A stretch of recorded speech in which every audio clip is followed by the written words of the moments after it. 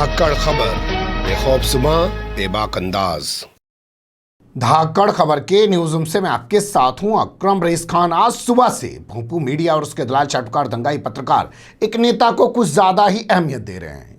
उनके मतलब की बात हो रही है इसलिए दे भी रहे हैं, वरना आप सोचिए बहुत सारे नेता बहुत कुछ बोलते हैं। भोंपू मीडिया के दलाल चाटुकार दंगाई पत्रकार एक लाइन कहीं लिखना भी पसंद नहीं करते, उनके बारे में दिखाना तो बहुत दूर की बात है। उस शख्स का नाम है ओम प्रकाश राजभर। 2017 का विधानसभा चुनाव इन्होंने भारतीय जनता पार्टी के साथ मिलकर लड़ा, जब भारतीय जनता पार्टी और उसका गठबंधन 312 सीटें जीतकर आया। उसके बाद ये कैबिनेट मंत्री भी बनाए गए, लेकिन इनकी आदित्यनाथ योगी से पटी नहीं और उसके बाद इन्होंने रिजाइन कर दिया, या यूं कहें कि भारतीय जनता पार्टी ने इनको वहां से निकाल दिया। इन दिनों ये एक भागीदारी संकल्प मोर्चा बनाए घूम रहे हैं, जिसमें असदुद्दीन ओवैसी भी शामिल हैं। तो खबर यहीं से बड़ी हो जाती है कि असदुद्दीन ओवैसी जिसके साथ खड़े हो रहे हैं, क्या उसी के दिन बहुर जा रहे हैं? बिहार में अगर वो उपेंद्र कुशवाहा के साथ खड़े हुए तो उपेंद्र कुशवाहा के दिन बहुर गए, और अब ओम प्रकाश राजभर के दिन बहुरने वाले हैं। क्या ओम प्रकाश राजभर फिर से एक बार भारतीय जनता पार्टी की तरफ वापिस जाने वाले और 2022 में उन्हीं के साथ मिलकर चुनाव लड़ेंगे? क्यों खड़ा हो रहा है ये सवाल, पहले आपके सामने ओम प्रकाश राजभर की कुछ बातचीत रख देते हैं, उसके बाद जो सवाल खड़े हो रहे हैं उस पर बात करने की कोशिश करेंगे। देखिए, वो एक औपचारिक मुलाकात थी, कुछ काम व्यक्तिगत था, उस काम को लेके हम लोग गए थे, कोई पॉलिटिकल मामला नहीं था। और जो हलचल है राजनीति के गलियारे में, तो ओम प्रकाश राजभर ने भारतीय जनता पार्टी को छोड़ दिया है। मिनिस्टर था, इस्तीफा दे के निकला हूं, तो फिर वहां जाने का सवाल कहां से पैदा होता है?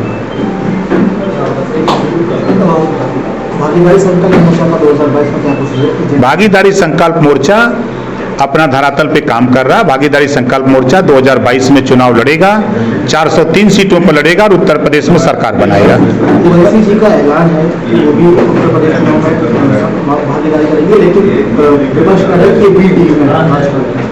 चलिए, कल तक तो कोई टीम नहीं थे, अब तो कम से कम बी टीम और ए टीम में द्वंद्व तो होगा, और बी टीम जीतेगी, देख लीजिएगा। आपका इस बार 2022 के चुनाव में किस पार्टी से गठबंधन रहेगा?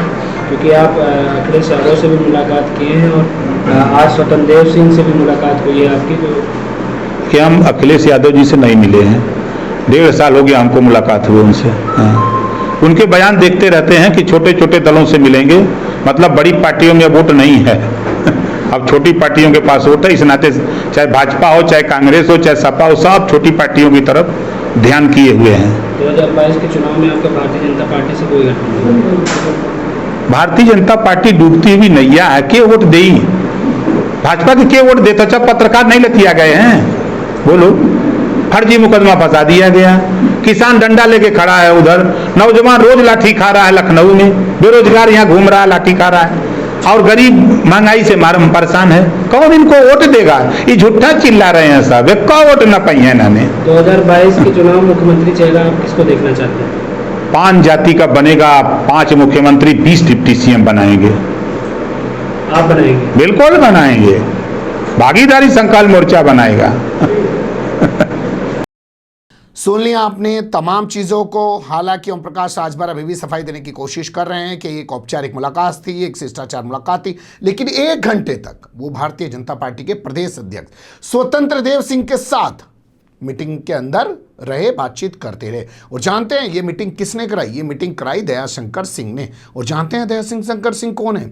वर्तमान समय में इनकी पत्नी स्वाति सिंह योगी सरकार के अंदर मंत्री है, और ये वही दयाशंकर सिंह हैं जिन्होंने मायावती को लेकर आपत्तिजनक बयान दिया था। गूगल कीजिएगा दयाशंकर सिंह मायावती अब्यूज, ये तमाम चीज़ें लिखेंगे तो गूगल पे आपके सामने तमाम चीज़ें निकल के आ जाएंगी। वर्तमान समय में भारतीय जनता पार्टी ने इस नेता को, जो मायावती के बारे में किस तरह की भाषा का प्रयोग कर रहा था, उसे अपनी पार्टी के अंदर राष्ट्रीय महासचिव या महासचिव कुछ बना रखा है। तो उसको साथ लेके मिलने गए, स्वतंत्र देव सिंह से 1 घंटे तक मुलाकात हुई, और उसके बाद तमाम मीडिया पे इनके इंटरव्यूज चल रहे हैं। सुबह से हर मीडिया वाला फुर्सत में दिखा रहा है ओम प्रकाश राजभर जी क्या बीजेपी में जा? ना जी, मैं तो शिष्टाचार मुलाकात करने गया था।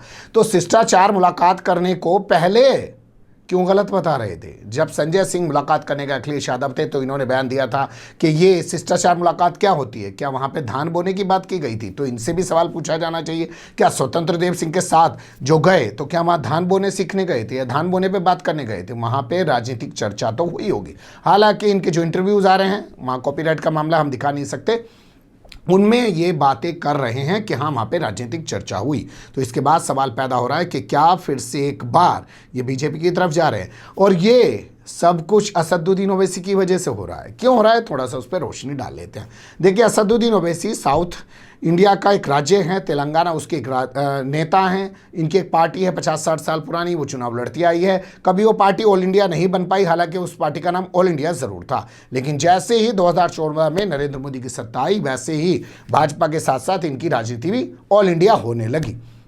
इन्होंने भी कई सारे राज्यों में जाकर चुनाव लड़ना शुरू कर दिया। हालांकि जब आप इनकी पृष्ठभूमि और वर्तमान स्थिति उठा के देखेंगे तो तेलंगाना में सिर्फ 8 विधानसभा सीटों पे चुनाव लड़ते हैं। क्यों भैया, पूरे तेलंगाना में लड़ने में क्या दिक्कत है? अगर तेलंगाना में लड़ने में दिक्कत है तो बगल में आंध्र प्रदेश में लड़ लो, आंध्र प्रदेश से निकल के केरल में लड़ लो, तमिलनाडु में लड़ लो, कर्नाटक में लड़ लो। पूरा साउथ पड़ा है, लेकिन साउथ छोड़ के वो कहाँ है? हिंदी भाषी क्षेत्र में या महाराष्ट्र के अंदर, जहाँ इन्हें लगता है कि आसानी से हिंदू मुस्लिम होता है और यहाँ पे आसानी से चुनाव जो है हिंदू मुस्लिम पे चले जाते हैं। भाजपा को फ़ायदा होगा, हमें फ़ायदा होगा, और वही हुआ। पहले इनको महाराष्ट्र में फ़ायदा मिला, उसके बाद इनको बिहार में फ़ायदा मिला, और अब ये अपने पांव पसारने की कोशिश कर रहे हैं उत्तर प्रदेश में।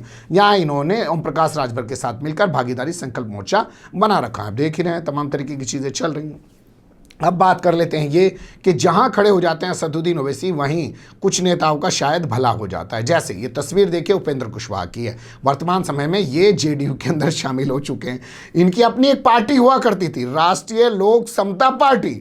इन्होंने अपनी पार्टी खत्म कर दी और अपनी पार्टी खत्म करके कहां चले गए? जेडीयू यानी कि नीतीश कुमार के साथ। और नीतीश कुमार ने इनको क्या बना दिया अपनी पार्टी के अंदर? पार्लियामेंट्री बोर्ड का चेयरमैन, जिस पर तेजस्वी यादव ने सवाल उठाया, कहा ये तो इनके संविधान में ही नहीं लिखा हुआ है पार्टी के कि इनके यहाँ कोई पार्लियामेंट्री बोर्ड का चेयरमैन हो सकता है, फिर भी बना दी। खैर, उनकी पार्टी है भाई, किसी को बना सकें, कल को मुझे भी बना सकें और कह दें कि आ जाओ जी एमएलसी बन जाओ, राज्यसभा बन जाओ, कहीं भी बना सकते हैं, जाने दीजिए। खैर, ये भी एक अलग मुद्दा है। लेकिन यहां ध्यान देने वाली बात यह है कि असदुद्दीन ओवैसी के साथ विधानसभा चुनाव में उपेंद्र कुशवाहा पेश खड़े हुए थे और उन्हीं के जरिए मायावती से गठबंधन हुआ था। उन्हीं के जरिए संकल्प संगठन मोर्चा, पता नहीं क्या जो भी कुछ बना था वो बना था और उसी के जरिए चुनाव लड़ा गया था। लेकिन अब उनकी बल्ले बल्ले। तो क्या अब चुनाव से पहले ओम प्रकाश राजभर की बल्ले बल्ले होने जा रही है? क्योंकि उनकी भी पार्टी का अपना कोई ऐसा खास वजूद नहीं है। उन्हें भी लग रहा होगा कि वो चले जाएं बीजेपी के साथ, अपनी पार्टी छोड़ दें उपेंद्र कुशवाहा की तरह, आगे शामिल होकर वहीं मिल जाए, वहीं चुनाव लड़ ले। हालांकि बयान में आपने सुनने की कोशिश की होगी, वो बोल रहे हैं कि ये डूबती हुई नैया है, इन्हें कौन वोट देगा। साथ ही वो ये भी स्पष्ट करने की कोशिश कर रहे हैं कि अखिलेश यादव कह रहे हैं कि छोटी छोटी पार्टी को साथ लेकर चुनाव लड़ेंगे, यानी कि छोटी पार्टी के पास चुनाव है। इनका दावा है कि 45% वोट इनके पास है। लेकिन सवाल बहुत सारे हैं। आखिर ऐसी क्या ज़रूरत पेश आई थी कि स्वतंत्र देव सिंह से मिलने चले गए? आज तक तो मिलने नहीं गए, अभी तक तो ऐसी कोई शिष्टाचार मुलाकात नहीं की। और वो मुलाकात दया शंकर सिंह को साथ लेके क्यों की गई, जिस पर यह आरोप है कि उन्होंने मायावती के बारे में आपत्तिजनक शब्दों का इस्तेमाल किया। तो ये कैसे जाति की बात कर रहे हैं? कह रहे हैं कि हम जातियों के सम्मान की बात कर रहे हैं। जातियों के सम्मान की बात करते तो मायावती को ऐसे अपशब्द कहने वाले के साथ क्यों चले गए? और क्या इस सब मुलाकात करने से पहले, क्योंकि भागीदारी संकल्प मोर्चा के कन्वीनर हैं वो, उन्होंने अपनी तमाम पार्टियों को कॉन्फिडेंस में लिया था, उन सब से बात की थी, असदुद्दीन ओवैसी से बात की थी। ये चल क्या रहा है? बहुत कुछ खुद ब खुद ही बताया और दिखाया जा रहा है या सामने आ जा रहा है। आप बने रहेगा धाकड़ खबर के साथ। फिलहाल कमेंट्स के रूप में आप लोग अपनी राय दे सकते हैं, खबर को लाइक कर सकते हैं, चैनल को सब्सक्राइब कर सकते हैं और ज़्यादा से ज़्यादा हमारी खबरों को शेयर कर सकते हैं। फिर ऐसे ही किसी सुलगते हुए या उलझते मुद्दे लेकर मैं आपके सामने हूँगा हाजिर। फिलहाल अभी मुझे नहीं इजाज़त।